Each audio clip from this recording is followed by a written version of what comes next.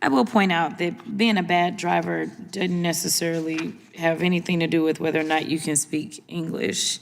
I also will point out that I've had the privilege, or maybe not so much the privilege, of driving in multiple countries, and I was not required to get another license. I was able to rent cars in other countries and drive because some things are kind of universal.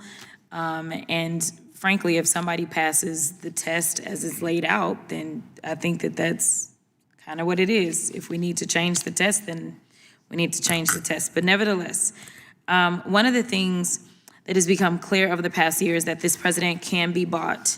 If you have enough money, you can get favorable regulations from this White House. You can get pardons, you can get contracts, and you can get influence with this president, even if you have ties to a foreign government, which the Justice Department has described as, and I quote, a significant risk to U.S. national security. So we've already established that the Trump administration has shown a blatant disregard for our cybersecurity. In his first month in office, the president dismantled nearly all of DHS's advisory committees that study major cyber attacks and provide actionable recommendations to defend against those attacks. So, Mr. Kanaki, what role did these advisory committees play in protecting our critical infrastructure? How does their dissolution make us less safe? Thank you, Ranking Member Crockett. Absolutely, these committees were essential to establishing the mechanisms for coordinating and collaborating on cybersecurity with our industry partners. They were necessary but not sufficient. They laid the groundwork for the kind of real-time collaborative engagement that has been emerging over the last 5 years. We've gone from having just these discussions on policy and risk and threat to actually working with government agencies, with CISA, with NSA, with Cyber Command, and the FBI. So if I'm to understand you correctly, you believe that they were necessary, but you believe that they weren't even sufficient in their current form. So if anything, you believe that they should have been beefed up, not deleted, correct? There's absolutely a need to expand these collaborative mechanisms with industry and to make them real-time and substantial, yes. Now, I represent the state of Texas, which is the largest exporting state in the country. Texas has 32 official ports of entry that serve as critical gateways to global trade. Mr. Kanaki, as you probably know, 80% of cranes at U.S. ports are manufactured by a Chinese state-owned entity, and the government has found communication devices embedded on these cranes that could be used to track port activity and enable cyber espionage.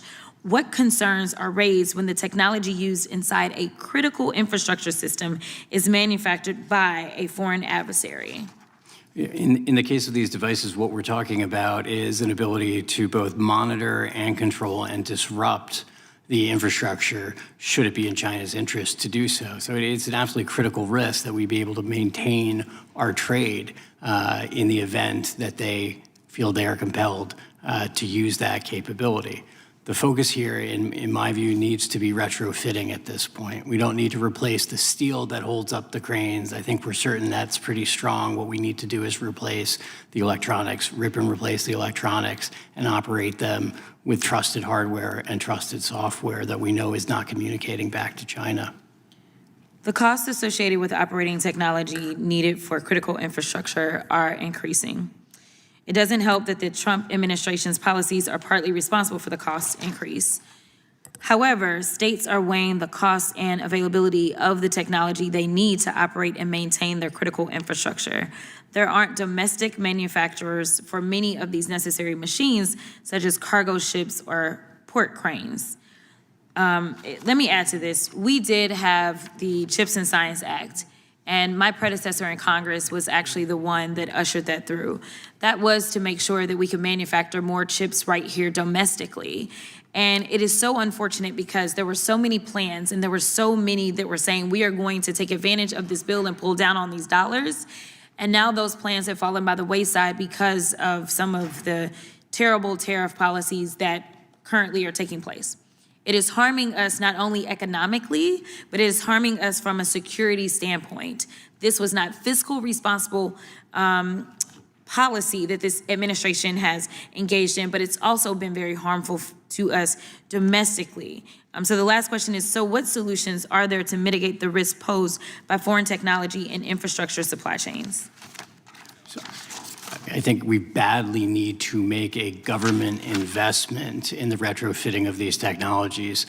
The markets simply are not going to support this investment on their own, given that these are national security risks and not risks that are necessarily going to be borne by shareholders of companies.